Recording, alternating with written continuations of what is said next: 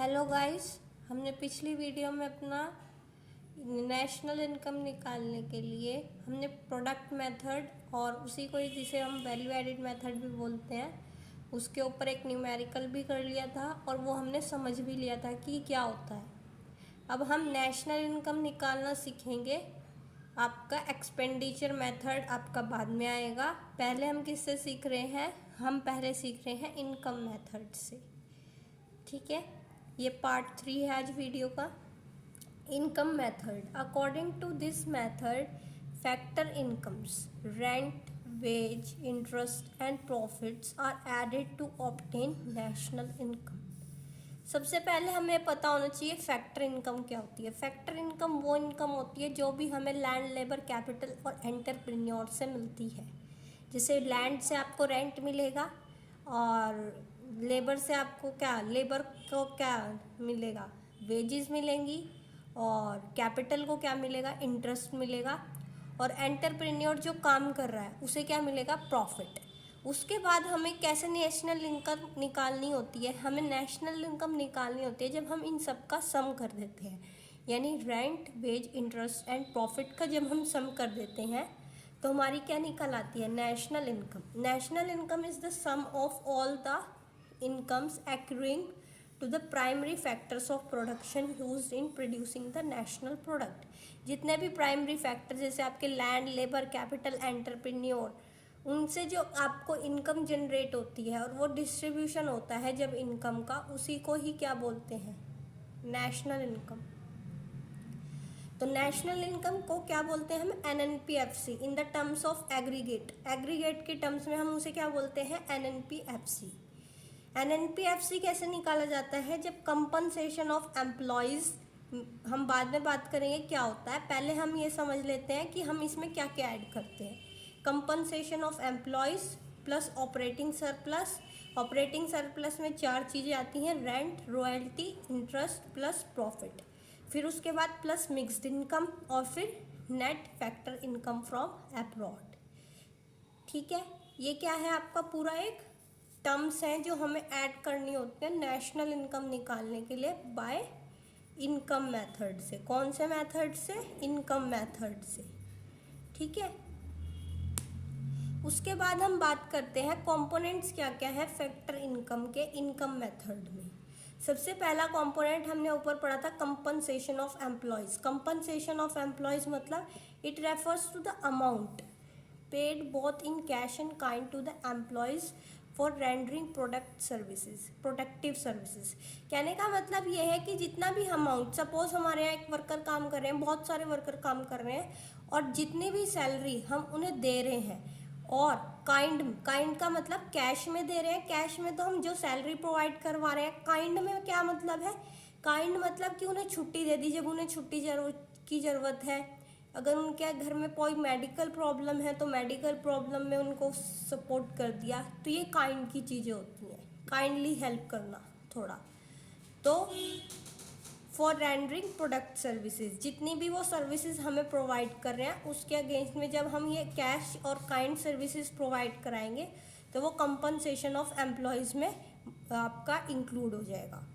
There are 3 components of compensation of employees. ये आपका compensation है जिसे मैंने COE लिखा है शॉर्ट फॉर्म में, और सैलरीज। सबसे पहला है वेज सैलरीज इन कैश। जब हम सैलरीज को कैश की फॉर्म में देंगे, कैश देंगे डायरेक्ट वर्कर्स को। दूसरा क्या है? Wage and salaries in kind. अभी मैंने बताया जैसे मेडिकल सर्विसेज प्रोवाइड करवा दी, और जैसे वुमेन है, वुमेन आपके यहाँ वर्क कर रही है तो उसे मैटरनिटी लीव प्रोवाइड करवा दी। ये सब चीज़ें आपकी इन काइंड में आएंगी। ठीक है, इसके बाद social security contribution by employers.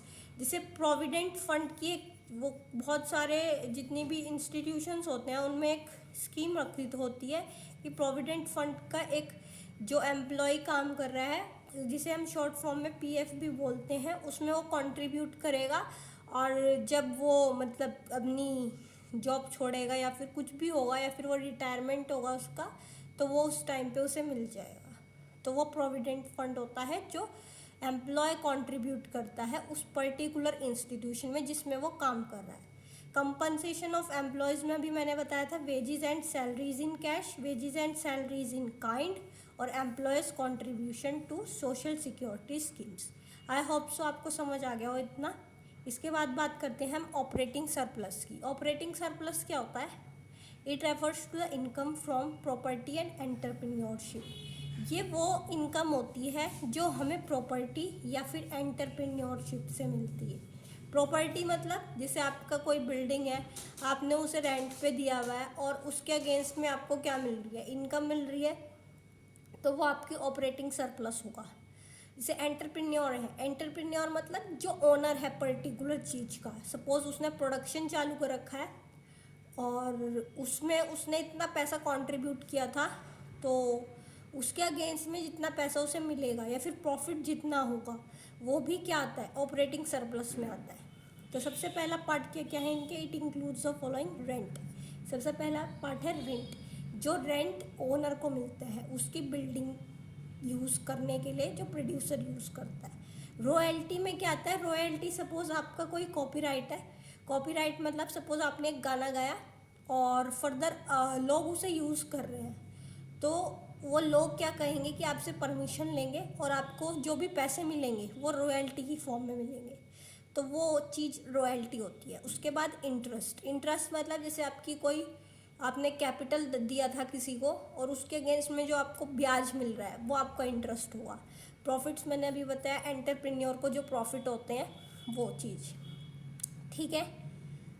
The sum total of rent, royalty, interest and profit is called operating surplus. जब हम इन तीनों चारों का सम कर देते हैं ऑपरेटिंग सरप्लस कहलाता है। इसके बाद बात आती है मिक्स्ड इनकम की। मिक्स्ड इनकम क्या होती है? Mixed income refers to the income of the self employed persons. Self employed मतलब जो अपना खुद का बिजनेस चला रहे हैं, जैसे किसी की खुद की अपनी एक शॉप है, उसमें वो खुद काम कर रहे हैं। तो सेल्फ एम्प्लॉयड मतलब जैसे लोग जो होते हैं वो खुद ब खुद काम करते हैं, जैसे कोचिंग चलाते हैं लोग, तो वो सेल्फ एम्प्लॉयड होते हैं। Using their factor services to produce goods and services. Goods and services produce करने के लिए, जैसे अगर कोई कोचिंग वाला है तो वो अगर वो कोचिंग प्रोवाइड करवा रहा है लोगों को, तो यानी वो सर्विस प्रोवाइड करवा रहा है, उसके अगेंस्ट में उसे पैसा ले, वो फीस लेगा बच्चों से, तो वो भी क्या कहलाएगा? Fixed income.